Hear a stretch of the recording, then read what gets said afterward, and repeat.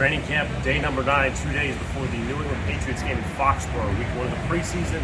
I am Big Blue Bronx along with the Hub. Bit of a cool down practice today, not much. The DBs weren't really physical. The edge rushers weren't really physical to the last play. Your initial thoughts? My initial thoughts, I agree with you. It was definitely a very, very light, very much of a cool down practice. I think there's 2 reasons for that. They got the game in a couple of days. I would assume they're trying to ramp up probably tomorrow to do some more heavy and vigorous drills. And also, could be the heat, but we brought this up while we were talking in the stands. Could very much be because of the fight that happened yesterday. And somebody got injured yesterday as well, I'm pretty sure. So that's also why we didn't see any pads. Well, not seeing pads was the first sign that we knew it was going to be probably a light practice.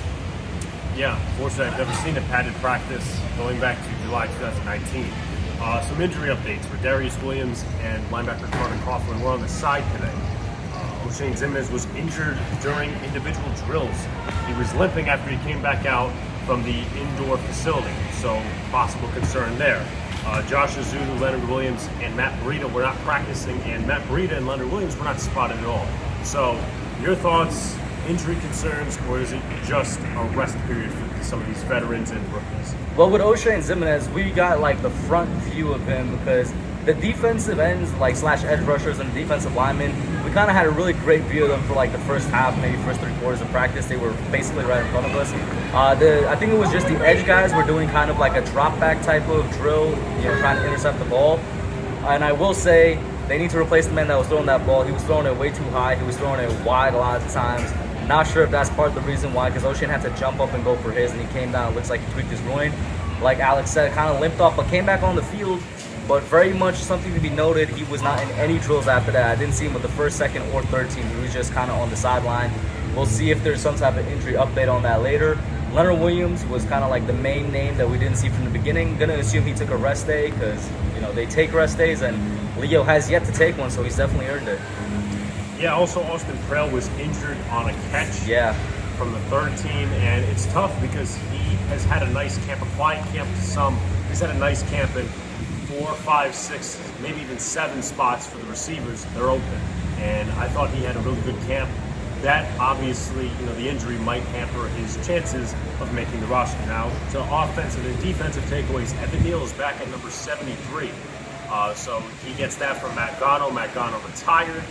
The Giants terminated his contract because of the career-ending neck injury. Daniel Jones looked good outside of the 3 interceptions, almost a 4th near the sideline over here. Darius Slayton was getting a ton of attention. First team, second team, slight reps on the third team.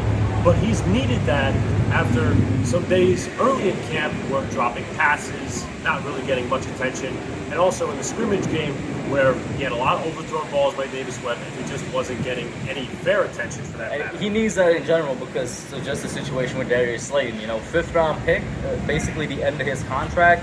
There's no type of guarantee. In fact, you'd say the probability is he doesn't come back with the Giants, and there's a good chance. I'm not saying he will, but there's a good chance he could get cut after this training camp. So he needs all the help that he can get, all the reps that he could get. Yeah, safeties for interceptions. Also, Aaron Robinson, Xavier McKinney, happy birthday. He got an interception today. Julian Love got one. I think it was tipped by somebody else, or maybe tipped by Saquon, but he got an interception. Aaron Robinson did too in the end zone when he was covering Kenny Galladay. So some positives there. Nice day for Kadarius Toney, even though it was type of cool-down practice, not really much intensity. He had some nice catches. Tyrod Taylor seems to have developed a good rapport with C.J. Board, so that's very nice. And then Kenny Galladay, we're going to talk about him and Daniel Jones a little bit. This chemistry seems off. It just seems like there's nothing there.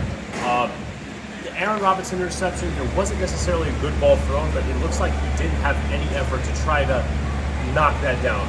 Concerns. So my thing with Kenny Galladay is I've always had a slight concern with him since we signed him, because usually with a number 1 receiver, you see them bond with not only the other receivers, and I don't think we've seen any sign of that from Kenny Galladay. I don't think I've ever seen him hang out with the other receivers, joke with them and whatnot. And definitely, they usually bond with the quarterback, and I definitely haven't seen that between him and Daniel Jones either.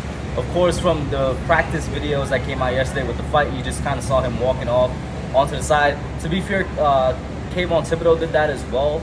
But, it's going to be more amplified with KG because he's a $72 million man. And like we said, we already kind of have concerns about how committed is he right now, or just how dedicated How much effort is he giving? I think somebody said that they didn't even see him stretch out today before the practice, and so that's definitely concerning. And you'll see it when in these red zone drills. You know, there's times when the wide receiver kind of has to put in an extra effort, and sometimes they got to play corner. And Kenny just kind of stood there as the ball was thrown to him. He didn't really make much of an effort. So that is definitely a concern, I'll say right now. Yeah. So some other notes. Jalen Holmes replaced Leonard Williams with ones. Garen McGinn was getting action as the third center. Played a little interior with the New Jersey Generals of the USFL. Eric Smith was also getting some right guard reps for the third team. And actually, you just mentioned Eric Smith. Will Holden was getting some long snapper reps right after practice. Yeah. So versatility is one way you will make the team. But Kush, final thoughts heading into the preseason games, concerns, thoughts. The floor is yours. Concerns, effort from players, not just Kenny G. I just want to see everybody give their best out there. I hope O'Shea Jimenez recovers and is fine. You know, kind of like hamstrings, groins can be tricky sometimes, and it really was something that was kind of not even his fault. I know I sound like I'm bashing this random coach or assistant that was throwing the ball, but honestly, if O'Shea didn't have to jump up for it, he doesn't come down and tweak whatever it is he tweaked, then I hope to see Leonard Williams back. Hopefully it was just like a dehydration type of thing, off day for him. But I'm looking to see if we get any type of reports out of tomorrow. There's the next practice tomorrow, right?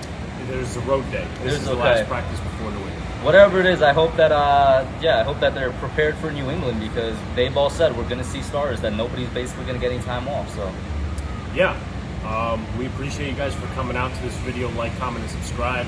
Also like, comment, and subscribe to the Hubs channel. All that good stuff. Hopefully the Giants take a victory on Thursday against the New England Patriots, and we will see you next time. Let's go Giants. Peace.